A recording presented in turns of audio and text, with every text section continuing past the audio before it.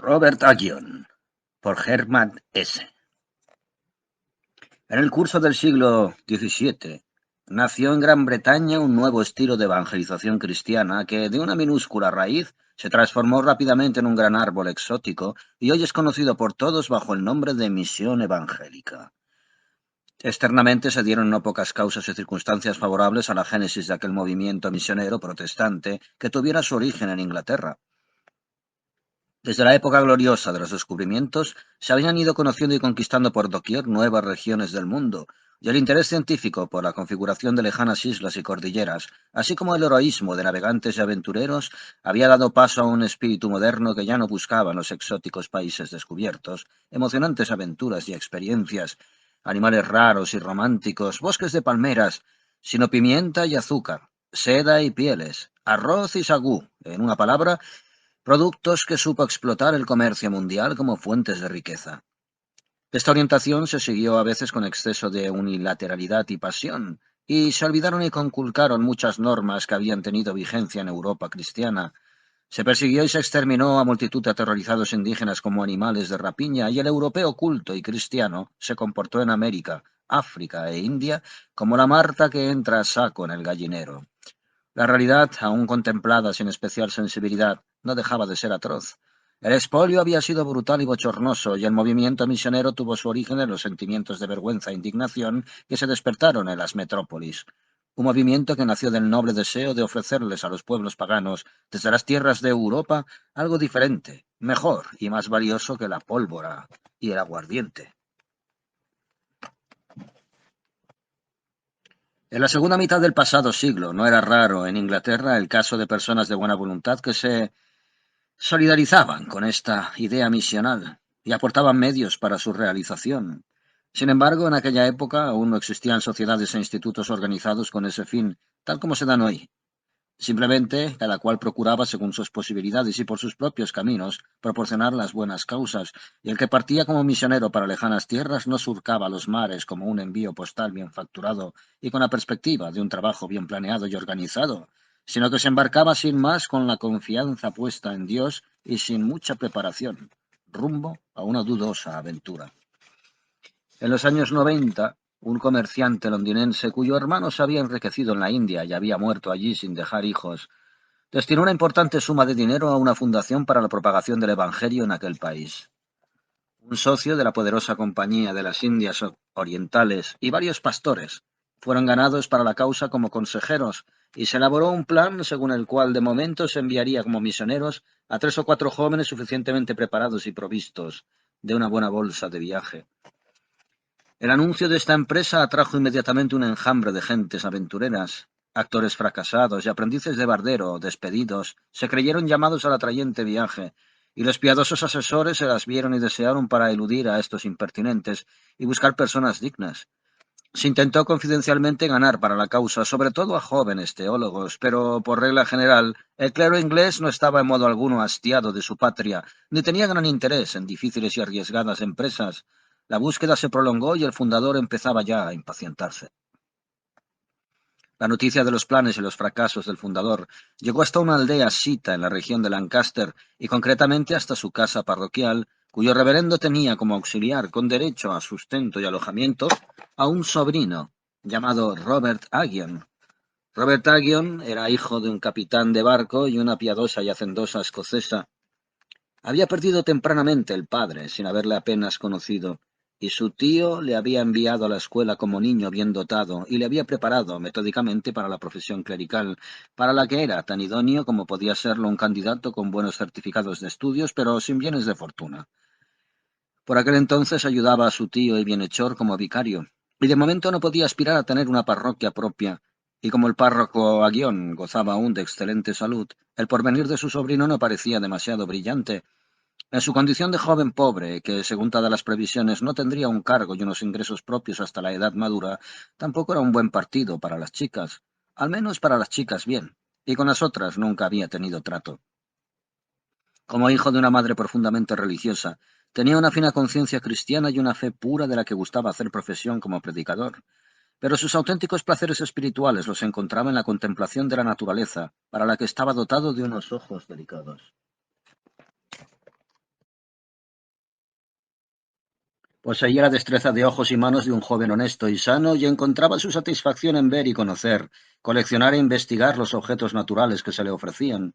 De adolescente había cultivado y herborizado flores, luego se había dedicado un tiempo a piedras y fósiles, y últimamente, sobre todo desde su afincamiento en el medio rural, se había aficionado, con preferencia a todo lo demás, al variopinto mundo de los insectos. Pero lo que más le gustaba eran las mariposas, cuya prodigiosa transformación desde el estadio de oruga y larva le maravillaba siempre profundamente, y cuyo diseño y colorido le producían un placer tan puro como sólo pueden experimentarlo hombres menos dotados que él en los años de la primera infancia. Tales eran las circunstancias del joven teólogo. Tales eran, pues, que fue el primero en prestar atención a la noticia de aquella fundación y en sentir en su interior una llamada que apuntaba como una brújula hacia la India. Su madre había fallecido hacía pocos años. Tampoco estaba comprometido con ninguna chica por un noviazgo ni promesa secreta. Escribió a Londres y recibió una respuesta estimulante. Le remitieron el dinero necesario para hacer el trayecto hasta la capital y emprendió inmediatamente el viaje lleno de optimismo, con un pequeño cajón de libros y un atillo de ropa, en dirección a Londres, con la única pena de no poder llevarse consigo sus herbarios, fósiles y cajas de mariposa. Una vez llegado a la sombría y ruidosa ciudad de Londres, el aspirante penetró tímidamente en la majestuosa vivienda del piadoso comerciante, un enorme mapa del hemisferio oriental en el oscuro corredor, y luego en el primer cuarto, una gran piel listada de tigre, metían por los ojos al ansiado país. Cohibido y turbado, se dejó conducir por el distinguido servidor al despacho donde le aguardaba el dueño. Le recibió un señor corpulento, grave, bien afeitado, de ojos verdiazules y penetrantes y rostro severo, y trabajado por los años, a quien tras unas pocas frases cayó en gracia el tímido pretendiente, de suerte que le invitó a sentarse y llevó a cabo su examen con cordialidad y benevolencia. Después le pidió los certificados y llamó al servidor, quien recondujo al teólogo y llevó en silencio a una habitación de huéspedes, donde seguidamente apareció otro servidor con té, vino, jamón, mantequilla y pan. El joven quedó a solas con aquellas viandas y aplacó su hambre y su sed. Luego permaneció sentado tranquilamente en la butaca de terciopelo azul. Reflexionó sobre su situación y examinó con mirada ociosa el cuarto, donde, tras una breve ojeada, descubrió otras dos muestras del lejano y cálido país, a saber, un mono disecado de color castaño en un rincón junto a la chimenea, y encima de él, suspendida en el tapiz de seda azul, la piel curtida de una serpiente gigante cuya cabeza sin ojos pendía ciega y flácida. Eran cosas que él valoraba mucho y se apresuró a contemplarlas y saborearlas de cerca. Si bien la imagen de la impresionante boa, a la que intentó sostener apoyando su plateada piel en un tubo, le resultaba más bien horrible y desagradable, sin embargo su vista le reavivaba la curiosidad por las misteriosas tierras lejanas. No estaba dispuesto a dejarse arredrar por serpientes y monos, y se imaginó con fruición las fabulosas flores, árboles, pájaros y mariposas que debían de germinar en aquellos benditos países. Mientras tanto, había oscurecido, y un servidor, sin decir palabra, le llevó una lámpara encendida. Frente al alto ventanal, un crepúsculo sumido en niebla. La quietud de la distinguida mansión, los lejanos y apagados ecos de la gran ciudad, la soledad de la alta y fría habitación en la que se sentía como prisionero, la falta de ocupación y la incertidumbre de su romántica situación, se aliaron con la creciente oscuridad de la noche del otoño londinense y fueron abatiendo el alma del joven desde la altura de sus esperanzas hasta que, tras 2 horas de escucha y espera en su butaca, dio de mano por aquel día las divagaciones y sin más se acostó en la espléndida cama de huéspedes donde se durmió al poco rato. Fue despertado bien entrada la noche, según creyó, por un servidor anunciando que el joven señor le esperaba para cenar y se apresurase.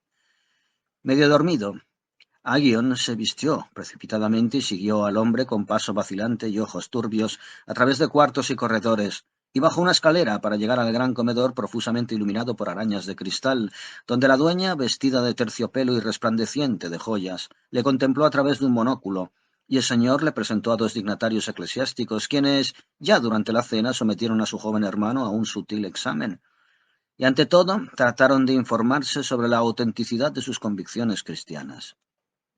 Al soñoliento apóstol le costó esfuerzo entender algunas preguntas y más aún el contestarlas, pero la timidez le favorecía, y los examinadores, habituados a otro tipo muy diferente de aspirantes, quedaron bien impresionados.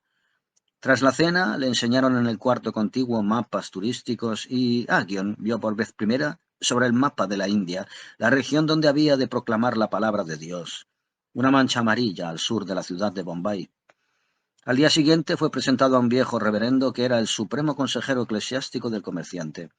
Este anciano se sintió conquistado desde el primer momento por el candoroso joven. Supo leer inmediatamente los sentimientos e intenciones de Robert, y como percibiera en él escasa disposición para la tarea evangelizadora, le dio pena, y le hizo ver con insistencia los peligros del viaje marítimo y las calamidades de las zonas meridionales, pues le pareció absurdo que un joven se sacrificase y sucumbiese en aquellas aventuras, de no estar destinado a ello, mediante especiales dotes e inclinaciones. Puso la mano sobre el hombro del candidato, le miró con profunda bondad a los ojos y le dijo: «Lo que usted me dice está bien y será verdad, pero no acabo de entender qué es lo que propiamente le mueve a ir a la India. Sea sincero, querido amigo, y dígame sin tapujos, ¿es alguna ilusión e impulso mundano lo que le mueve, o es realmente el anhelo íntimo de llevar el Evangelio a los pobres paganos?»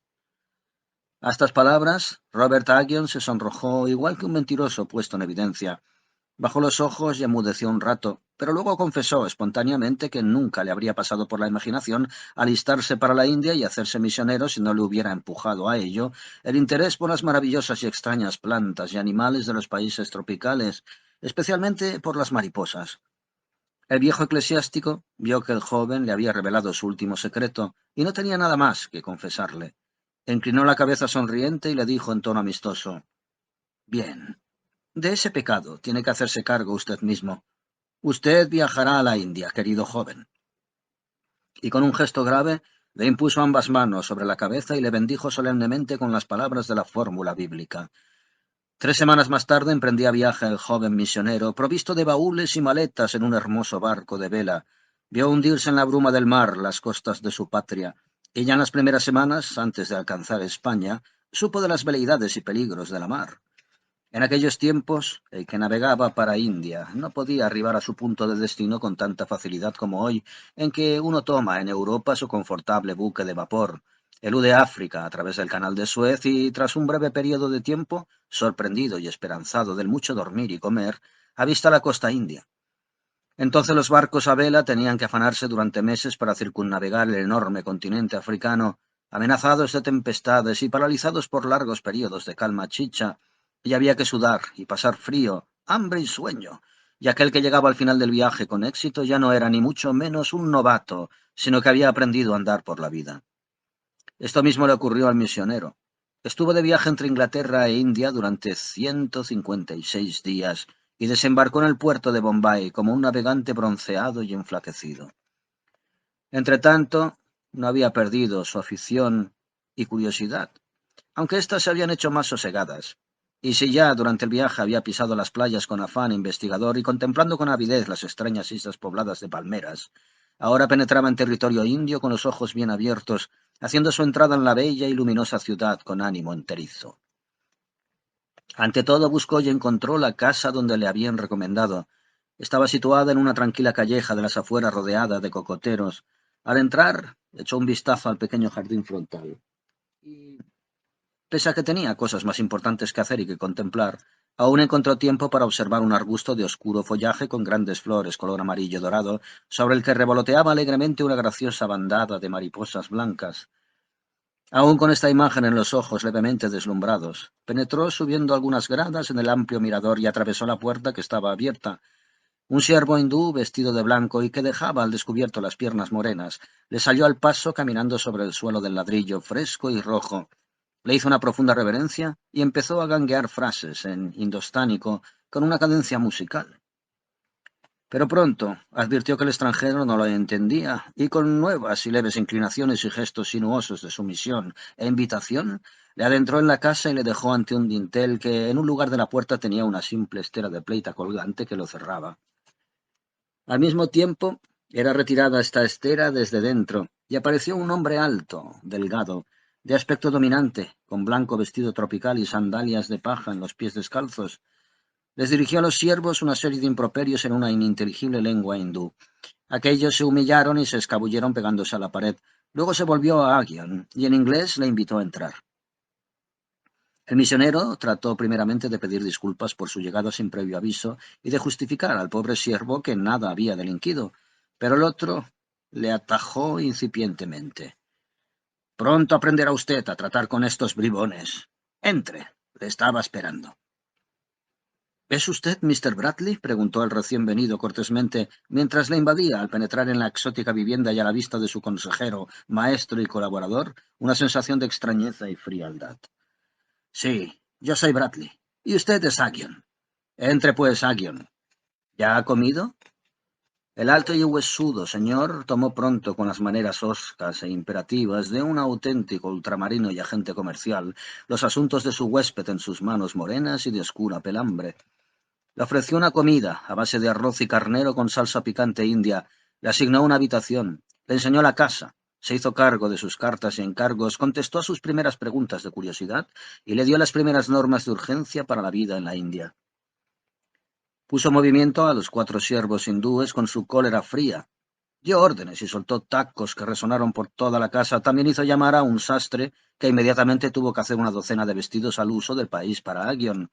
El novato acogió con toda gratitud y algo cohibido, aunque habría armonizado más con su estado de ánimo el tener un primer contacto con la India más tranquilo y sosegado, hacerse un poquito al ambiente y desembuchar en amigable charla sus primeras impresiones y sus muchos y emocionantes recuerdos de viaje.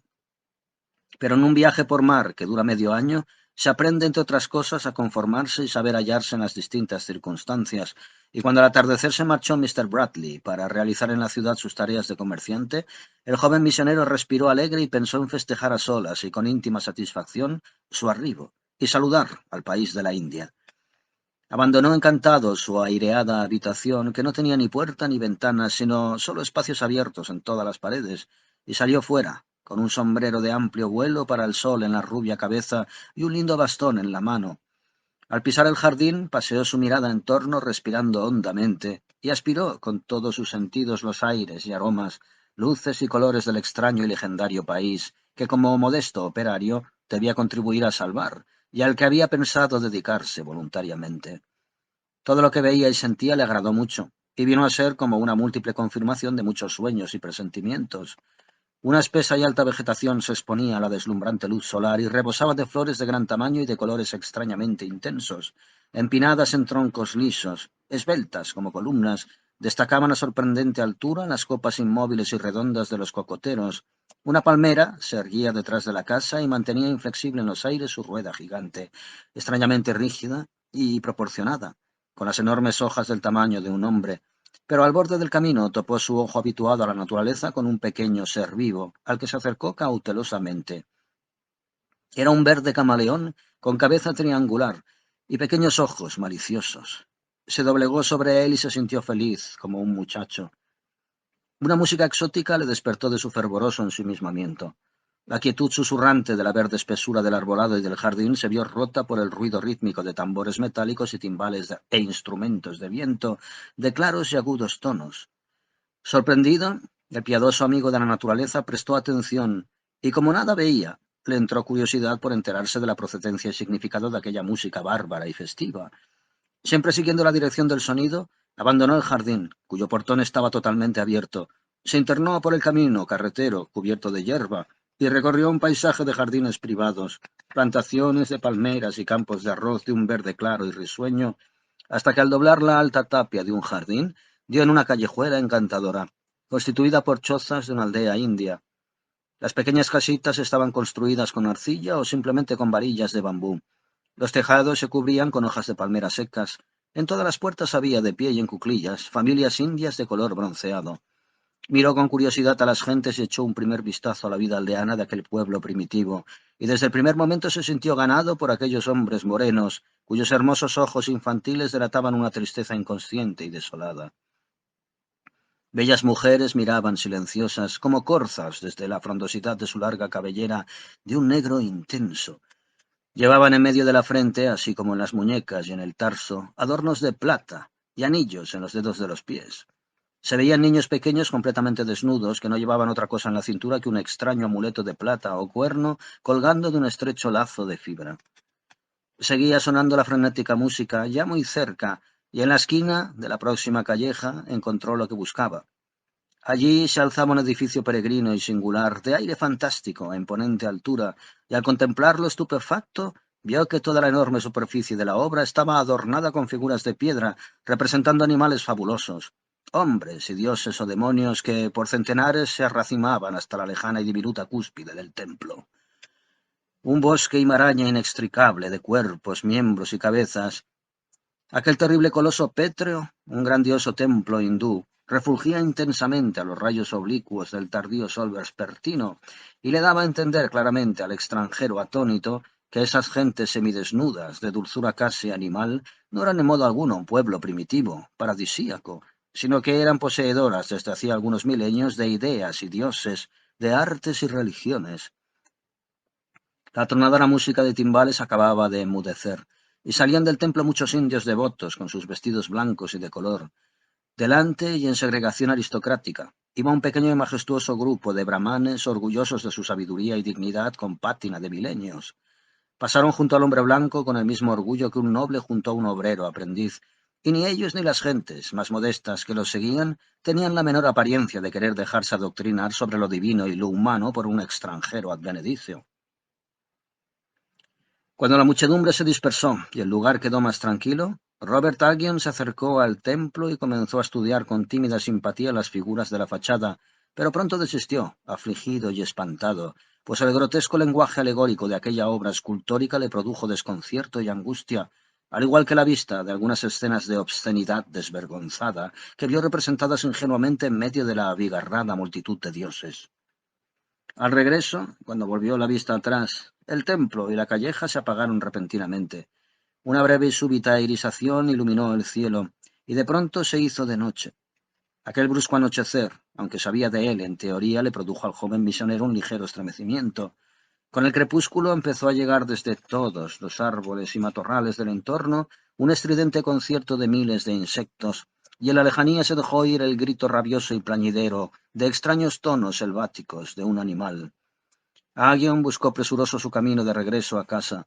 Lo encontró, afortunadamente, y cuando aún no había desandado el corto trayecto del camino, ya todo el paisaje estaba sumido en densa tiniebla nocturna, y la alta bóveda celeste, intensamente oscura, se encontraba cuajada de estrellas.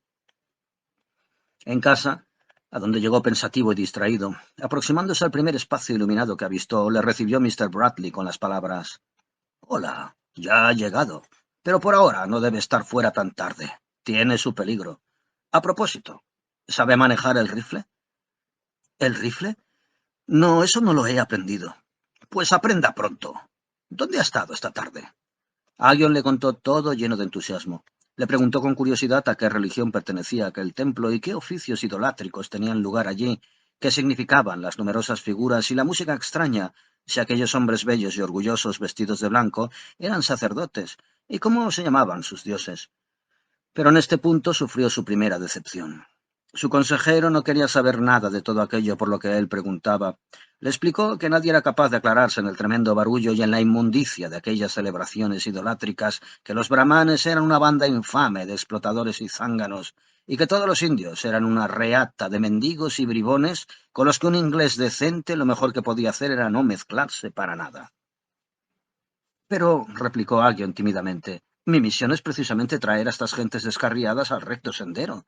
Para ello tengo que conocerlos, llamarlos e informarme sobre ellos». «Pronto sabrá de ellos, más de lo que quisiera. Naturalmente, tiene que aprender el indostánico y quizá más tarde algunas otras de estas infames lenguas de negros. Pero con el amor no irá usted muy lejos».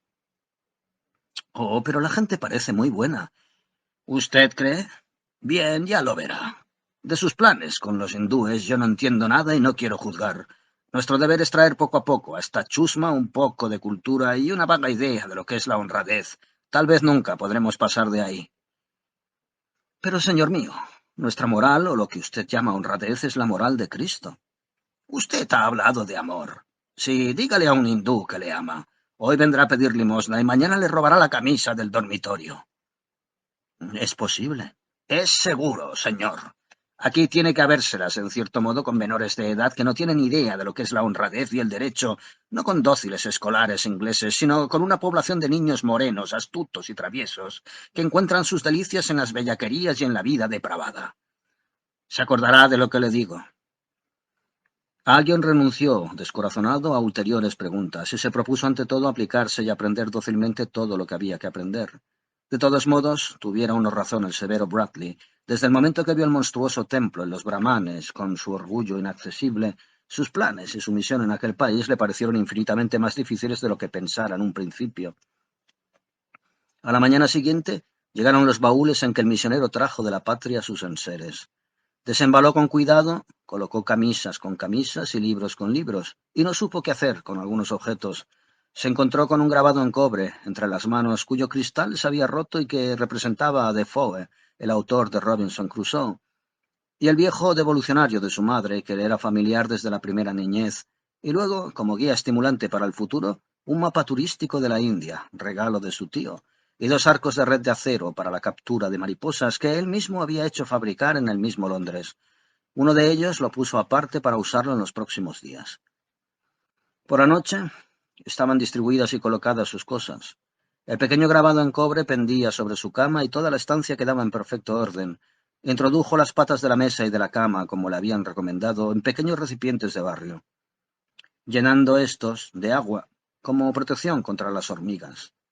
Mr. Bradley se había pasado todo el día fuera en sus negocios, y al joven se le hizo raro que siervos profundamente respetuosos le avisasen por señas y sirvieran las comidas sin poder cambiar con él una palabra.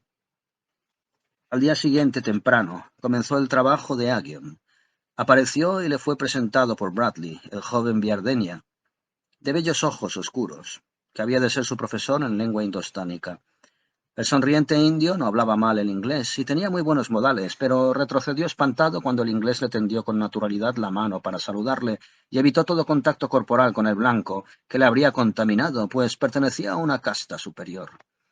Tampoco quiso nunca sentarse en una silla que hubiera utilizado antes de él un extraño, sino que traía cada día enrollada bajo el brazo su propia y bonita estera de fibra que extendía en el suelo de ladrillo y sobre la que se sentaba en las piernas cruzadas y en postura erguida.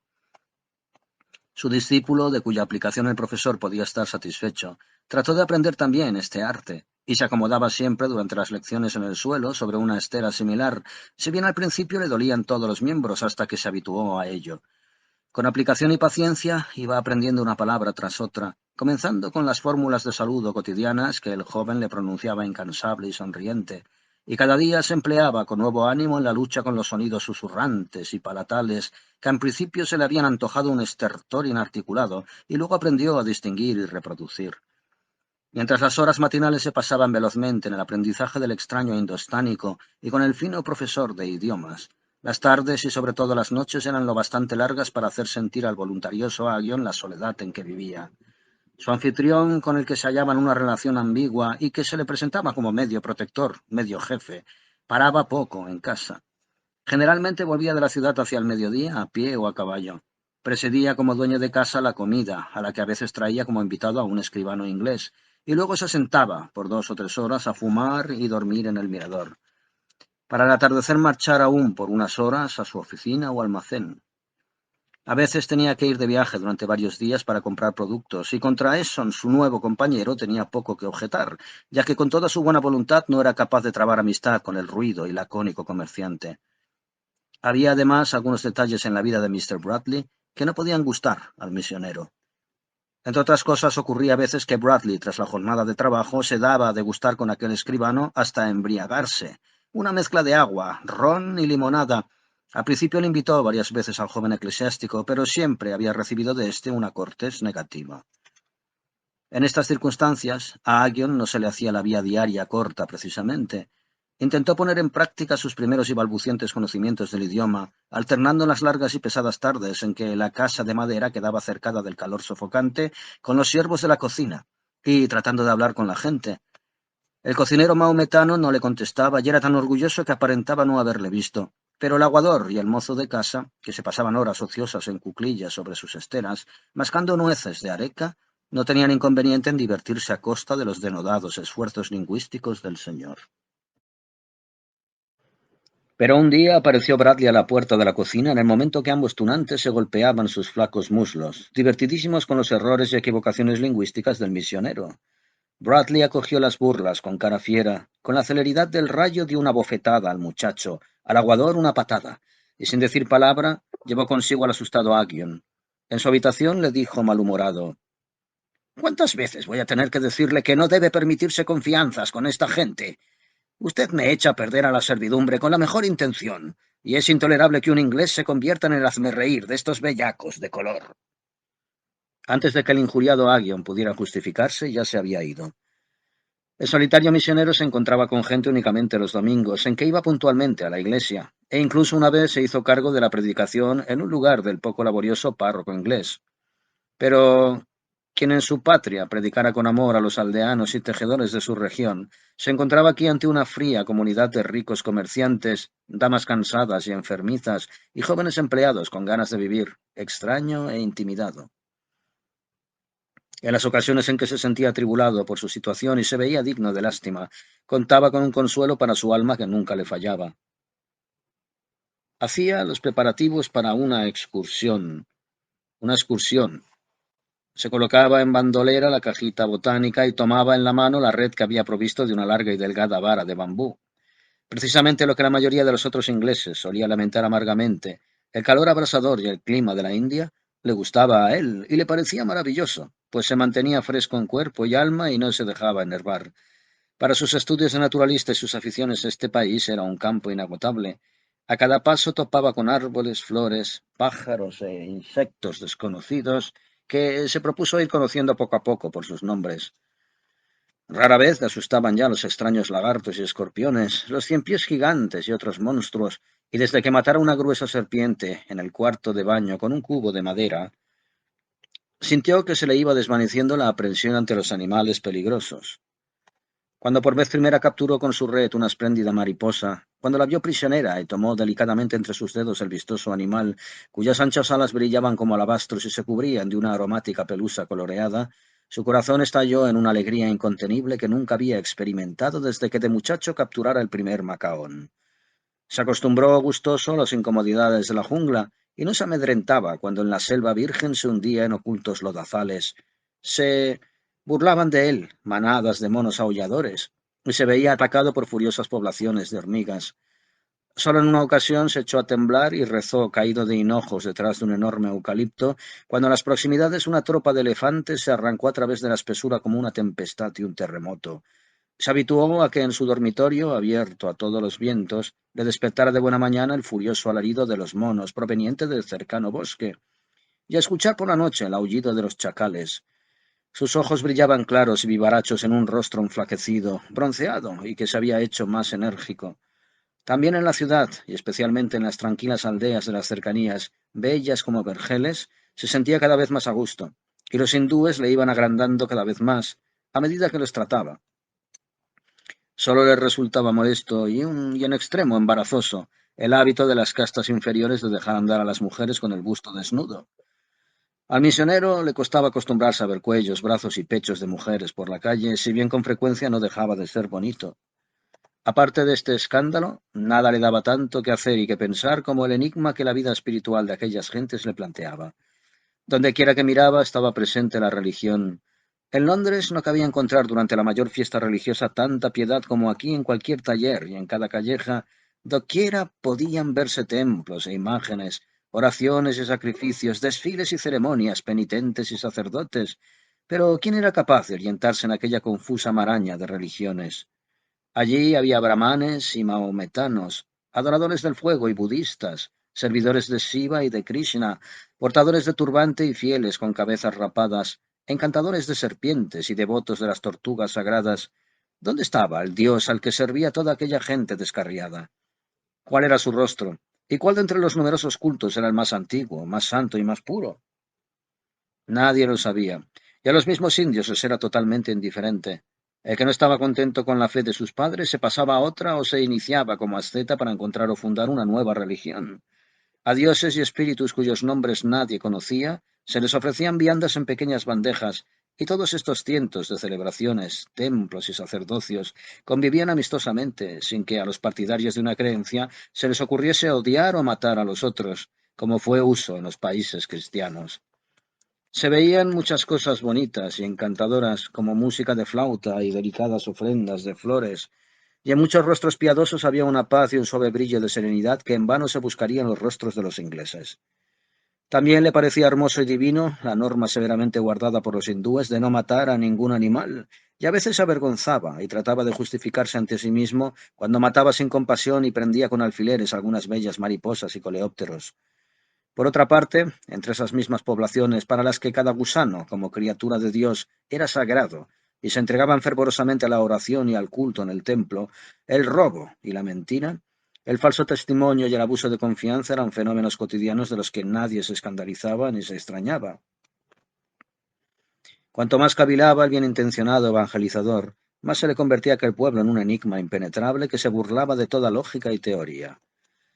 El siervo con el que, pese a la prohibición de Bradley, pronto reanudó las conversaciones y le pareció en un momento dado de plena confianza, una hora más tarde le robó una camisa de algodón, y cuando le pidió cuentas con amistosa severidad, le confesó todo con cara sonriente, le llevó la camisa y le dijo confidencialmente que tenía ya un pequeño agujero, y por eso había pensado que el señor no querría vestirla más. En otra ocasión le produjo estupor el aguador. Este hombre recibía salario y comida por traer diariamente agua de la próxima cisterna para la cocina y los aposentos. Hacía siempre este trabajo por la mañana temprano y al atardecer.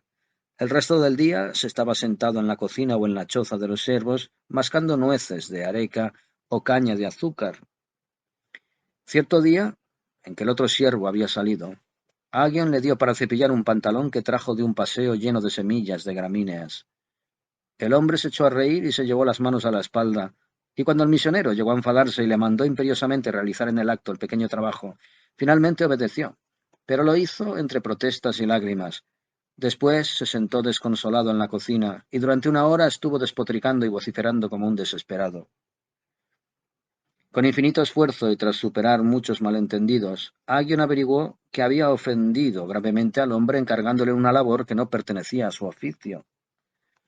Todas estas pequeñas experiencias se condensaron poco a poco hasta formar una especie de vidriera que separaba al misionero de su medio y le condenaba a una soledad cada vez más penosa. Tanto más ardorosamente, incluso con cierta ansia desesperada, se entregaba a sus estudios lingüísticos, en los que hizo buenos progresos y que le llevarían, como anhelaba vivamente, a descubrir los secretos de aquel extraño pueblo. Paulatinamente se fue atreviendo a dirigir la palabra a los nativos a la calle, a ir sin intérprete al sastre, al tendero, al zapatero. A veces logró trabar conversación con gente sencilla, por ejemplo, observando amistosamente y elogiándole a un artesano su obra, o a una madre su bebé, y en las frases y miradas de aquellos paganos, especialmente en su reír bondadoso, infantil, feliz, le hablaba el alma del extraño pueblo con tal claridad y tan fraternalmente que por un momento caían todas las barreras y la sensación de extrañeza se disipaba. Finalmente, creyó haber descubierto que los niños y las gentes sencillas del campo le eran casi siempre accesibles, y que todas las dificultades, toda la desconfianza y toda la perversión de los ciudadanos provenían únicamente del contacto con los marinos y comerciantes europeos. A partir de entonces se arriesgó a internarse cada vez más por el país, con frecuencia en excursiones a caballo. Llevaba en el bolsillo calderilla, y a veces también terrones de azúcar para los niños, y cuando bien adentrado en la accidentada campaña, ataba su caballo a una palmera y, cobijándose bajo el techado de cañas, saludaba y pedía un trago de agua o de leche de coco, surgía casi siempre una sencilla amistad, y se iniciaba una charla en la que con frecuencia hombres, mujeres y niños reían abiertamente con alborozada extrañeza ante su deficiente conocimiento de la lengua, lo que él no tomaba a mal. Todavía no hizo ningún intento de hablar a la gente de Dios.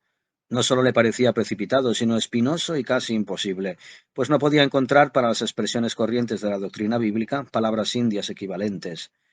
Además, no se juzgaba con derecho a presentarse como maestro de aquella gente y exigirles importantes cambios en su vida antes de conocer exactamente cómo era ésta y ser capaz de vivir y hablar hasta cierto punto en pie de igualdad con los hindúes.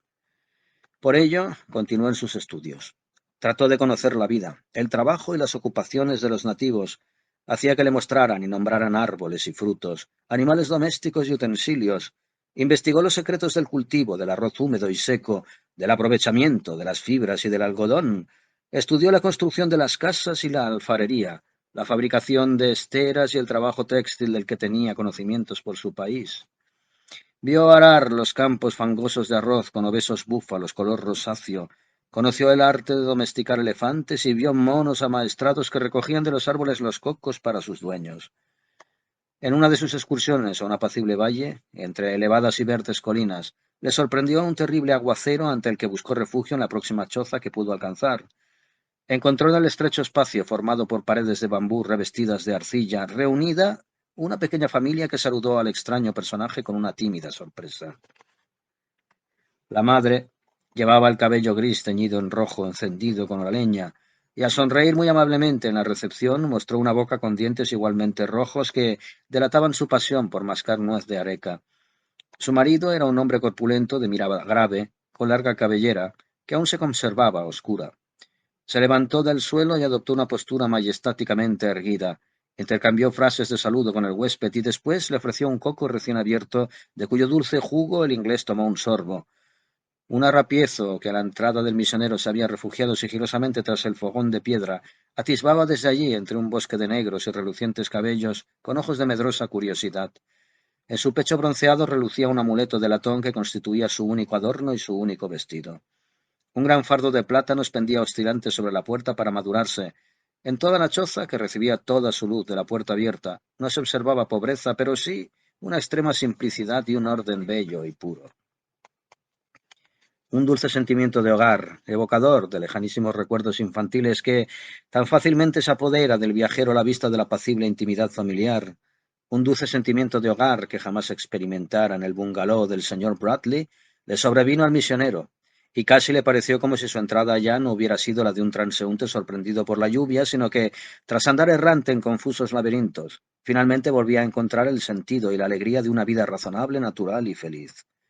La lluvia torrencial borbotaba y restallaba apasionadamente en el espejo tejado de mimbre, y ante la puerta pendía densa y reluciente como una cortina de cristal. Los padres conversaron con el insólito huésped, y cuando al final le dirigieron la obligada pregunta sobre cuáles eran sus planes y sus intenciones en el país, se sintió azorado y comenzó a hablar de otras cosas. Como ya le ocurriera con frecuencia, al honesto Aguion le pareció una monstruosa frivolidad y arrogancia presentarse como mensajero de un lejano pueblo con la intención de arrebatarles a aquellos hombres su Dios y su fe para sustituirlos por otros. Siempre había pensado que esa timidez se volatilizaría tan pronto dominase la lengua hindú, pero aquel día vio con cegadora claridad que había sido una ilusión y que cuanto mejor iba comprendiendo al pueblo de color, tanto menos derecho le asistía y menos ganas sentía de intervenir autoritariamente en la vida de esas personas. Cesó la lluvia, y el agua mezclada con la tierra rojiza y grasa corría por el camino accidentado. Los rayos del sol se filtraban entre las palmeras empapadas y relucientes y se reflejaban deslumbradores en las lujuriosas hojas gigantes de los plátanos. El misionero dio las gracias a sus anfitriones e hizo ademán de despedirse cuando una sombra invadió el suelo y la pequeña estancia se oscureció. Se volvió rápido y vio a una persona entrar por la puerta sin decir palabra y llevando sandalias. Era una señora joven, o una chica, que se asustó de la inesperada visita y huyó a refugiarse donde el niño, detrás del fogón. —Saluda al señor —le gritó el padre, y ella avanzó tímidamente 2 pasos. Cruzó las manos ante el pecho y se inclinó varias veces. En su negra y espesa cabellera relucían las gotas de agua. El inglés le puso cariñosamente y con cierta turbación la mano sobre el pelo y pronunció unas palabras de saludo, y mientras sentía vivamente en sus dedos el suave cabello, ella alzó su rostro y le sonrió amable con sus ojos maravillosamente bellos. Alrededor del cuello llevaba una cadena de corales y en un tarso un grueso anillo de oro. Aparte de eso, solo una túnica color castaño muy ceñida bajo los pechos. Así se exhibía en toda su belleza ante el sorprendido extranjero. Los rayos del sol se reflejaban dulcemente en su cabello, y en sus hombros bronceados y lustrosos los dientes resplandecían en la boca fresca. Robert Aguion la contempló hechizado e intentó mirar hondamente a sus ojos dulces y serenos, pero súbitamente se intimidó. La húmeda fragancia del cabello y la vista de los hombros y de los pechos desnudos le turbó de tal manera que pronto bajó los ojos ante su inocente mirada. Hurgó en el bolsillo y sacó unas pequeñas tijeras de acero con las que acostumbraba a cortarse las uñas y la barba, y le servían también para coleccionar plantas. Se la regaló a la hermosa muchacha, sabiendo bien que constituían un don muy precioso. Ella tomó la cosa desconcertada y felizmente sorprendida, mientras los padres se deshacían en frases de gratitud, y cuando se despidió y se fue, ella le siguió hasta el alero de la choza. Le tomó la mano izquierda y se la besó. El contacto blando y tierno de aquellos labios floridos enardeció al hombre, que hubiera ansiado besarla en la boca. En lugar de ello, tomó en su mano derecha las dos de ella, la miró a los ojos y le preguntó: ¿Cuántos años tienes? ¿Y cómo te llamas? No sé cuántos años tengo. Me llamo Naisa. Adiós, Naisa. No me olvides. Naisa no olvidará al Señor. Se fue de allí y buscó el camino de regreso, profundamente ensimismado, y al llegar a casa, a hora tardía y con la oscuridad, y entrar en su habitación, fue cuando cayó en la cuenta de que aquel día no traía de su excursión ninguna mariposa o coleóptero, ninguna hoja ni flor. Nunca le había parecido su vivienda, la desolada casa de solteros, con los siervos holgazaneando y con la frialdad y mal humor de Mr. Bradley, tan inhóspita y triste como en aquella hora nocturna, cuando se sentó a la luz de la pequeña lámpara de aceite en la mesa tambaleante y se dispuso a leer la Biblia.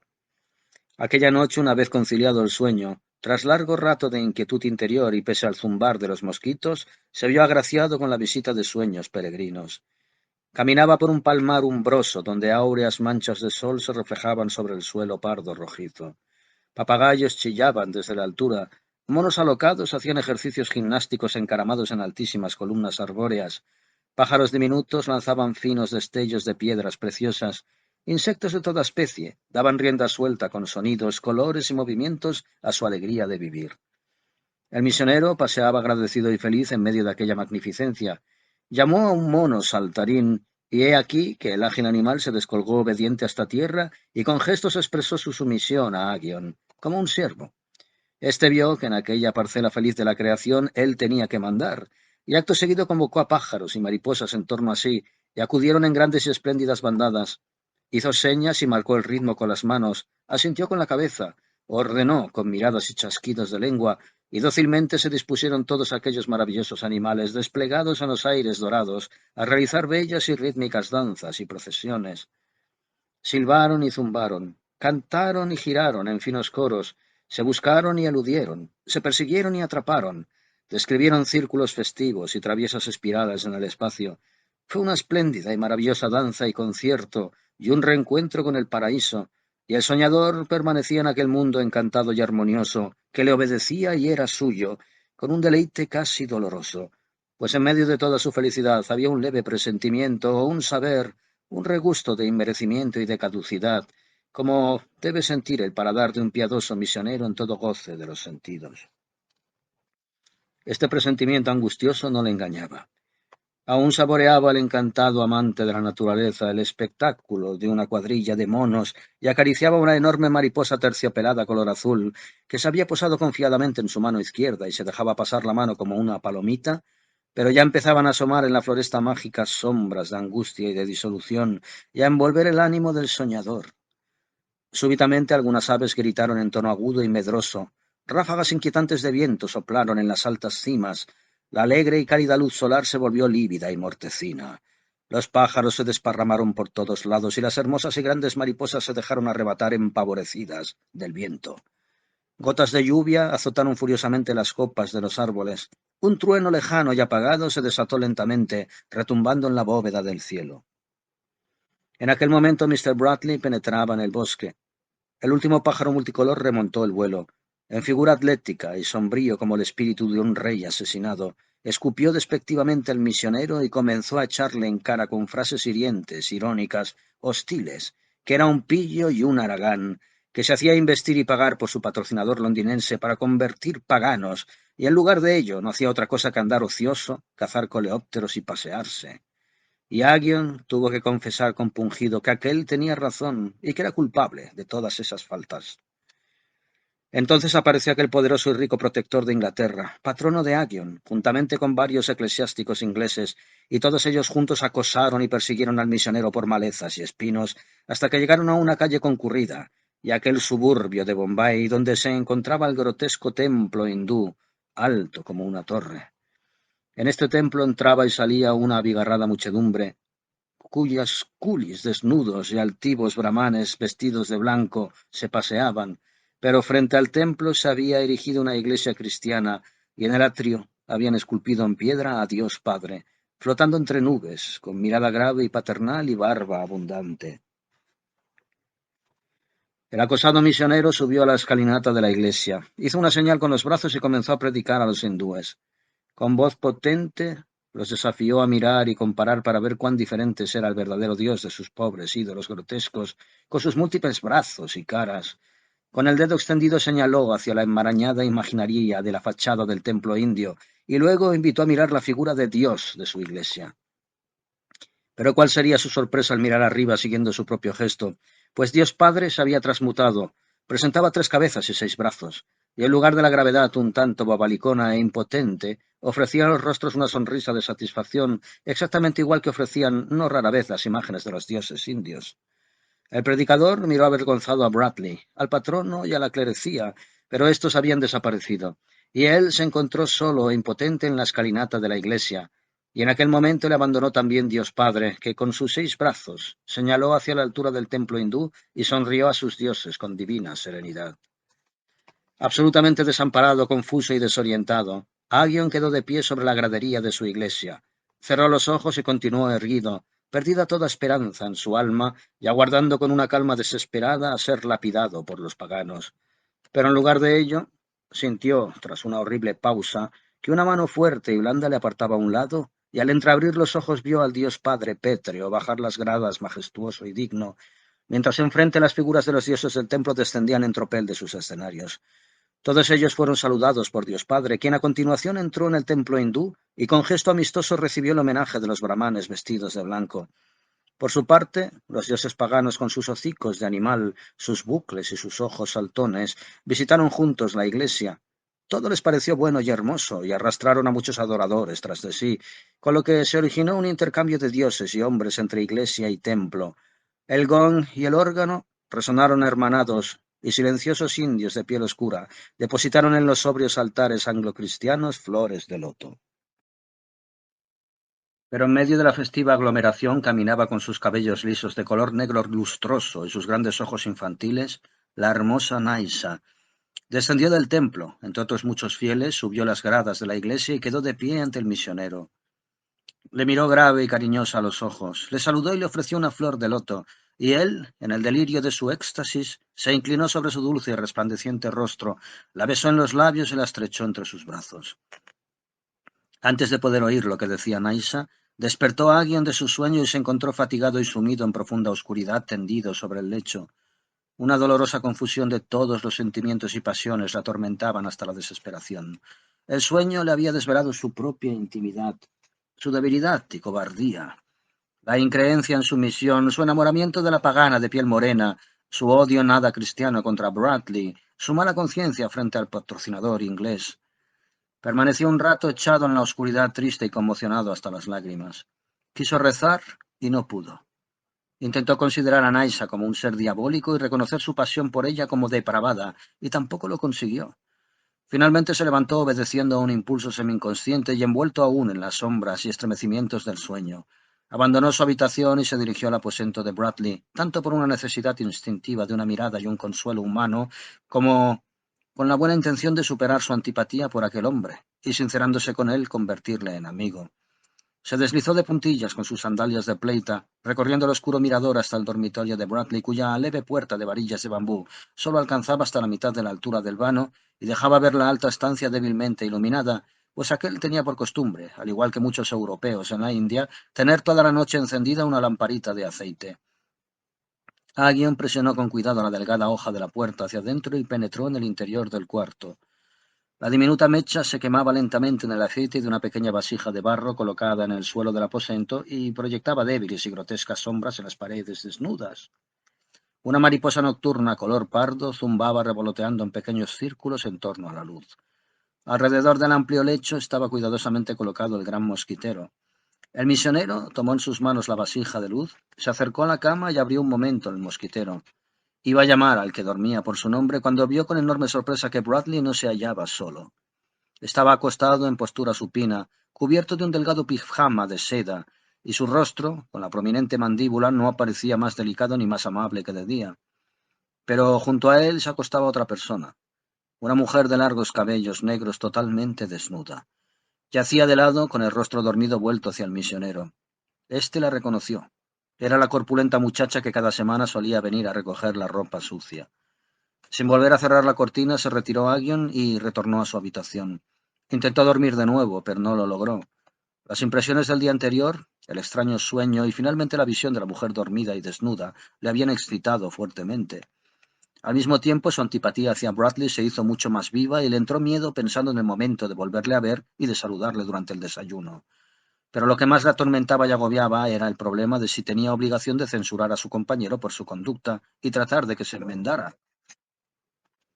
Todo el temperamento de Aggion se resistía a ello, pero le pareció que su ministerio le exigía vencer su cobardía e intrépidamente hacer una llamada a la conciencia del pecador. Encendió la lámpara y leyó rondando y martirizado por zumbadores mosquitos durante una hora el Nuevo Testamento sin lograr seguridad ni consuelo. Estuvo a punto de maldecir de la India y de su propia curiosidad y afán viajero que le habían conducido a aquella situación y a aquel callejón sin salida. Nunca se le había antojado el porvenir tan sombrío y jamás se había sentido con tan poca vocación de confesor y de mártir como en aquella noche. Fue a desayunar con los ojos hundidos y cara de cansancio.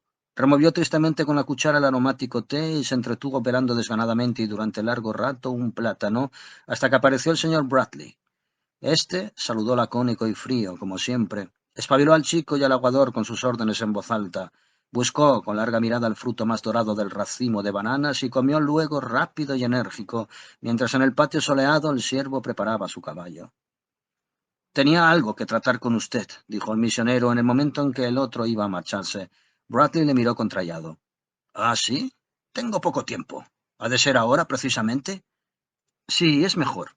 Me siento en el deber de decirle que estoy enterado de las relaciones ilícitas que usted mantiene con una mujer india.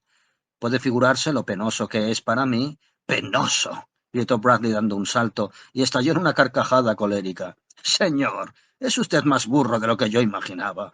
Lo que usted piense de mí me tiene sin cuidado. Pero que se ponga a fisgonear y espiar en mi casa lo encuentro abyecto. Abreviemos. Le doy tiempo hasta el domingo. Hasta entonces vaya buscando, por favor, un nuevo alojamiento en la ciudad, pues en esta casa no le voy a consentir que siga ni un día más. Aggion había esperado una reacción brutal, mas no aquella respuesta, pero no se dejó intimidar. Será para mí un placer, dijo con buen humor, liberarle a usted de mi molesta compañía. Buenos días, Mr. Bradley. Se marchó, y Bradley le siguió atentamente con la mirada entre impresionado y divertido. Luego se atusó el duro bigote, contrajo los labios, silbó a su perro y bajó la escalera de madera del patio para cabalgar hacia la ciudad. Ambos se felicitaron de la breve y borrascosa conversación y del despeje de la situación. De todas formas, Aggion se vio emplazado inesperadamente ante problemas y decisiones que hasta hacía una hora contemplaba desde una cómoda lejanía. Pero cuanto más seriamente reflexionaba sobre sus asuntos, y con más evidencia veía que su discusión con Bradley había sido algo secundario, mientras que la solución de toda su confusa situación era una inexorable necesidad, tanta más claridad se hacía en su mente.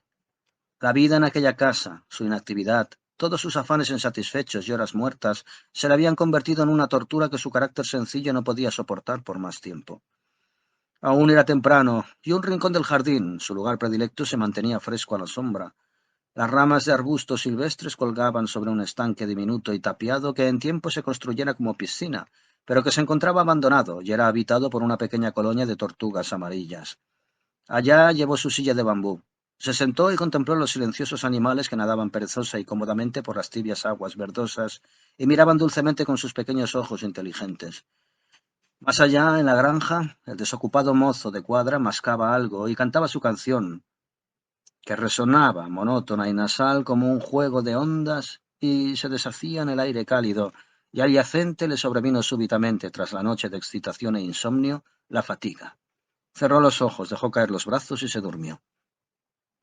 Cuando le despertó la picadura de un mosquito, constató avergonzado que se había pasado casi toda la mañana durmiendo, pero se sintió despejado y se aprestó sin más a ordenar sus ideas y sus deseos y a desenredar serenamente la maraña de su vida. Vio con claridad meridiana algo que desde tiempo atrás le había paralizado y producido sueños angustiosos.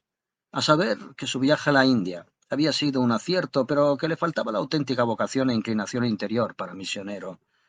Era lo bastante modesto para reconocer ahí un fracaso y un fallo lamentable, pero no había motivo alguno para desesperar. Antes bien, le pareció que era entonces, al tomar su decisión de buscarse un trabajo más adecuado, cuando la rica India comenzaba a ser para él un buen refugio y una patria. Por triste que pudiera ser el que todos aquellos nativos adoraran a falsos dioses, su vocación no era cambiar ese estado de cosas. Su vocación era conquistar el país y extraer de él lo mejor para sí y para los demás, aportando su talento, sus conocimientos, su juventud deseosa de acción y acudiendo allí donde se ofreciera para él un trabajo. Ya al atardecer del mismo día, fue contratado tras una breve conversación por un tal Mr. Starrock, domiciliado en Bombay, como secretario e inspector de una plantación de café. Starrock prometió hacer llegar a Londres una carta a su patrocinador en la que Aghion le explicaba el asunto y se comprometía a devolverle más tarde la ayuda recibida. Cuando el recién nombrado inspector volvió a su residencia, encontró a Bradley cenando en mangas de camisa. Ya antes de tomar asiento le había comunicado la nueva. Bradley, con la boca llena, le saludó con una inclinación, vertió algo de whisky en su vaso de agua y le dijo en tono casi amistoso: «Siéntese y sírvase, el pescado ya está frío. Ahora usted es una especie de colega mío. Vaya, le deseo mucha suerte. Cultivar café es más sencillo que convertir hindúes, por supuesto, y posiblemente tiene el mismo mérito. No pensaba que fuera usted tan razonable, Aghion». La plantación de la que debía cuidar estaba a 2 días de viaje en el interior del país, y Aghion tenía que partir para allá en un par de días en compañía de una cuadrilla de coolies, así que disponía solo de un día para ordenar sus asuntos. Con sorpresa de Bradley, pidió un caballo para el día siguiente, pero aquel se abstuvo de preguntar nada, y ambos hombres, tras mandar retirar la lámpara que rondaban 1000 insectos, se sentaron frente a frente en la tibia y cerrada noche india y se sintieron más próximos que en todos aquellos meses de un convivir forzado. «Dígame», comenzó Aghion tras un largo silencio, «¿desde el principio usted no creyó en mis proyectos misioneros?» «Nada de eso», replicó Bradley tranquilo. «Yo vi que usted se tomaba la cosa en serio. Pero usted pudo darse cuenta de mi poca aptitud para lo que debía hacer y desempeñar aquí. ¿Por qué no me lo dijo nunca?» «Nadie me hizo ese encargo. No me gusta que se entrometan en mis asuntos y tampoco me gusta entrometerme en los de los demás. Además, yo he visto ya aquí, en la India, emprender las cosas más disparatadas y realizarlas con éxito. La evangelización era misión suya, no mía. Y ahora usted ha reconocido por sí mismo algunos de sus errores. Lo mismo le pasará con otros». «¿Con cuáles, por ejemplo?» «Por ejemplo, con lo que usted me ha echado en cara esta mañana». «Sí, lo de la chica». «Efectivamente. Usted ha sido clérigo. A pesar de todo, usted debe reconocer que un hombre sano no puede vivir y trabajar y permanecer en sus cabales sin estar ocasionalmente con una mujer.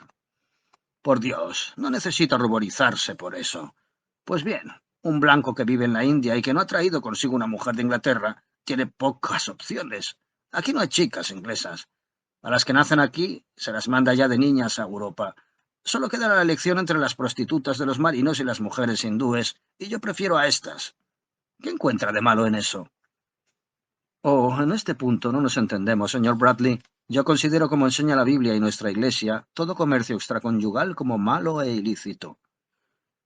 «¿Y cuando no hay otra solución? ¿Por qué no ha de haberla? Si un hombre ama realmente a una chica, debe casarse con ella. Pero no con una hindú». «¿Por qué no?» «Aghion, usted es más generoso que yo.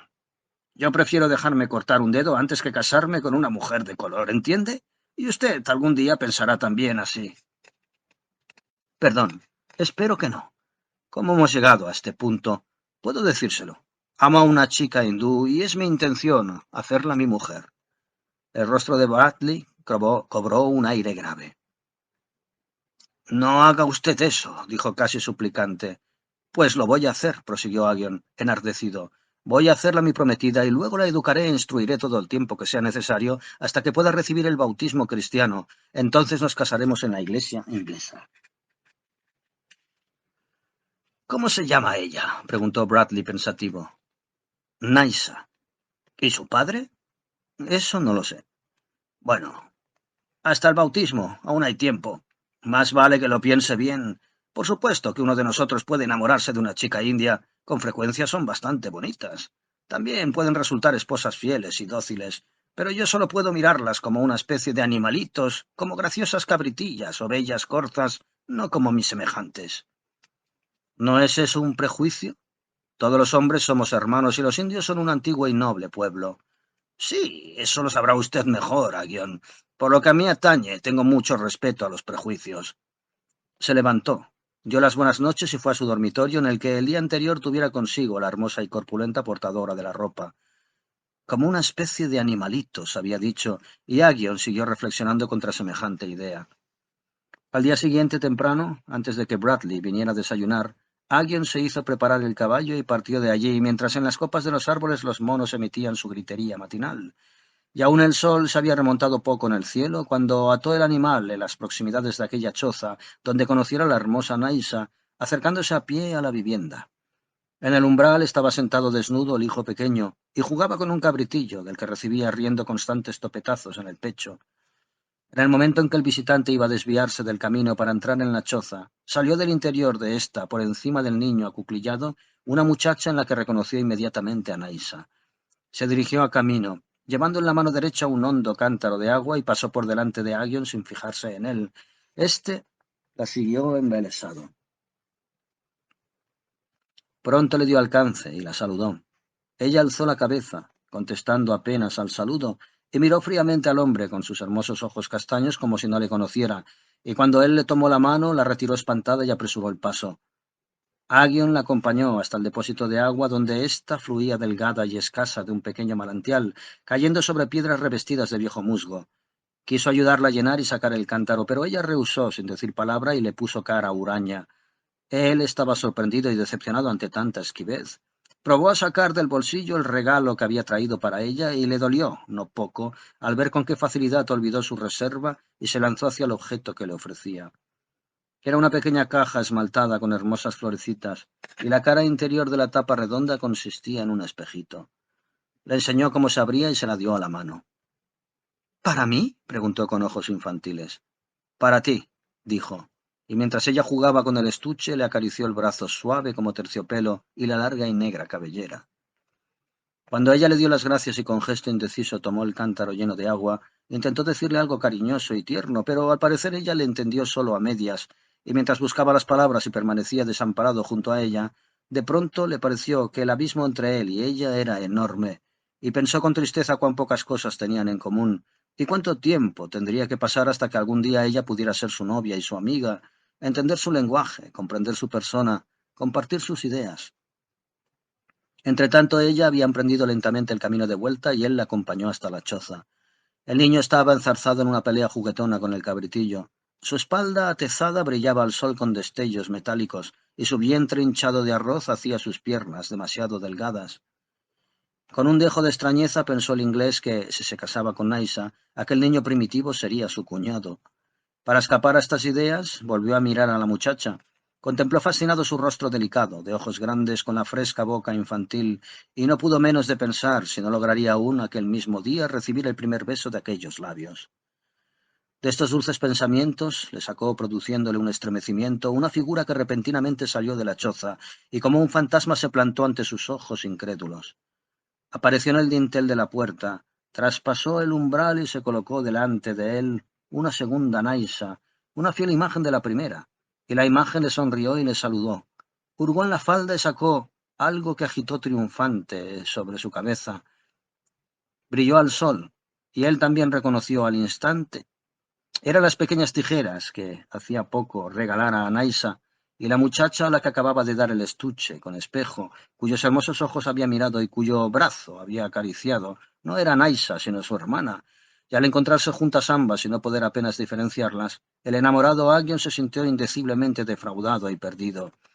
No podía haber dos corzas más parecidas, y si en aquel momento hubiera podido elegir a una de las dos y llevársela consigo y retenerla para siempre, no habría sabido cuál de las dos era la que amaba. Poco a poco pudo darse cuenta de que la verdadera Naisa era de más edad y algo más baja, pero su amor, del que momentos antes creyera sentirse seguro, quedó escindido y desdoblado en dos mitades, como la imagen de la muchacha que tan inesperada, inexpresada y extrañamente se había duplicado ante sus ojos. Bradley no se enteró de este episodio, ni formuló pregunta alguna, cuando Agion volvió a mediodía y se sentó taciturno a la mesa, y a la mañana siguiente, cuando llegaron los coolies de Agion y cargaron con sus baúles y sacos y se los llevaron, y el expedicionario le agradeció y le tendió la mano a Bradley, éste le apretó fuertemente mientras decía: «Buen viaje, joven. Con el tiempo sentirá nostalgia cuando vuelva a ver, en lugar de los dulces rostros hindúes, una seca pero honrada cabeza inglesa. Entonces, vengas a mi casa y coincidiremos en todas aquellas cosas sobre las que hoy pensamos aún de modo diferente».